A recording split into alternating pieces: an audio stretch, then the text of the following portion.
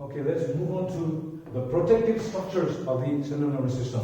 There are three major protective structures: the bones, membranes, and a fluid. We start with the bones, okay? And we have cranium and a vertebral column. So this is the central nervous system, brain and the spinal cord. And we know that the brain is housed inside, or it is present inside the skull, known as the cranium. So let's draw the skull here. This is the hair. So this skull is, it comprises of the hardest bones. It's joined, the pieces are joined, but these joints are immovable joints. And it protects the bone, the brain, provides a secure place for the brain. Okay, so that is your cranium. Then we have the vertebral column. There are tiny pieces of bones that join to form this vertebral column. There are actually 33 pieces of it. Okay, and from this bone has tiny holes or pores through which nerves can come out and blood vessels can go in. Okay, it's a very complicated structure. It has these kind of projections coming out. It's very difficult to draw one piece of bone here. Okay, so whatever it is, there are 33 of it, and it makes a long tubular structure in which you have the spinal cord. Okay, and it allows this movement. You can bend your back because we have joints there. Okay, so the vertebral column protects the spinal cord. And from these 33 bones, there are 31 pairs of nerves that arise like that. And it goes to different parts of your body. 31 pairs from the spinal cord and 12 pairs from the brain. From this side, actually. So one pair goes right down to the heart also. So the brain controls the working on not the generation of the impulse of the heart, but to control the rate at which that signal ought to be generated. So that is connected with the brain. So this is how the bones protect the brain and the spinal cord. And we move on to the next one, the membranes. We know that just inside the bones we have this what we call membrane called the Meningeal layer. Okay? Or Meninges. So this membrane actually comprises of 3 layers, and they have names to it. The outermost is very tough and fibrous. It provides a very strong protection. Okay, that's called the dura mater. And the second one, the middle one, is called the arachnoid. Okay? And this layer, as you see, has blood vessels and what we call your arteries and veins running through it. And then the innermost is very thin, as against my drawing. It's very thin, and it contains capillaries.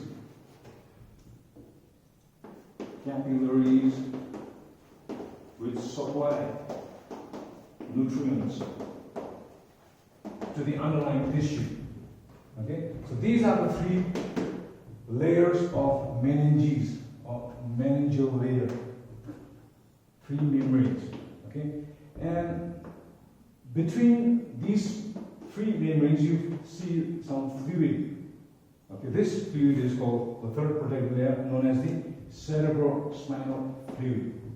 Cerebrospinal fluid also provides protection as well as some more stuff. We'll just deal with that in a minute. But this is what we call disorder caused by an injury or infection to this meningeal layer. known as meningitis. Most of the time, it's people suffer when they are very young, okay, and they mentally retarded.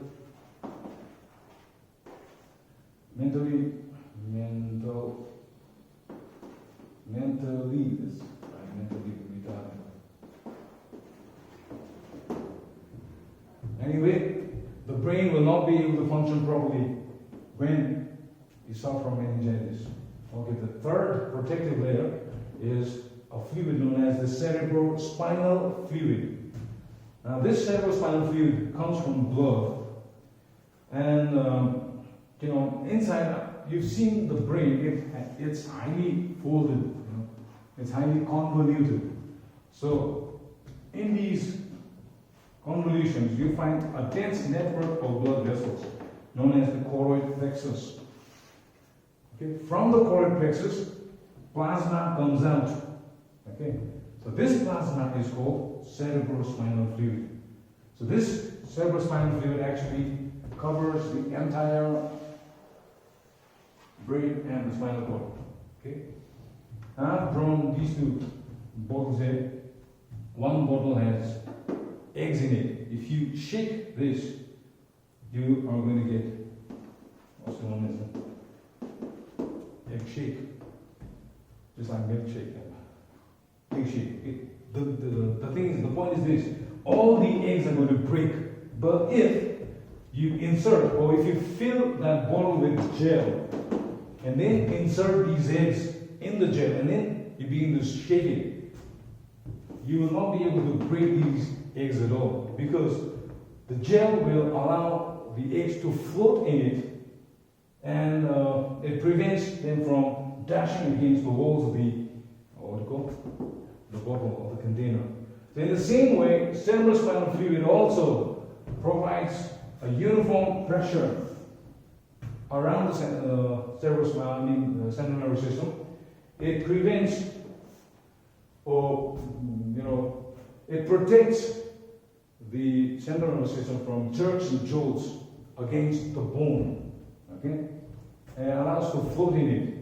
So cerebrospinal fluid provides protection, first of all. It provides uniform pressure, and it also provides nutrients. There are places in the central nervous system where blood vessels do not reach. So the cerebrospinal fluid actually goes there and supplies all the neurons with the nutrients. And it also removes the wastes from it and brings it to the proper places where it can be eliminated from the body. Okay, blood that comes out around the cells of the tissue. This is, let's say, a tissue, and let's say blood vessels do not reach here. So blood comes out, or plasma comes out to supply nutrients to these cells. And this plasma is called lymph. But if this lymph comes out in the brain, it's called cerebrospinal fluid. So it's just plasma that comes out. Okay?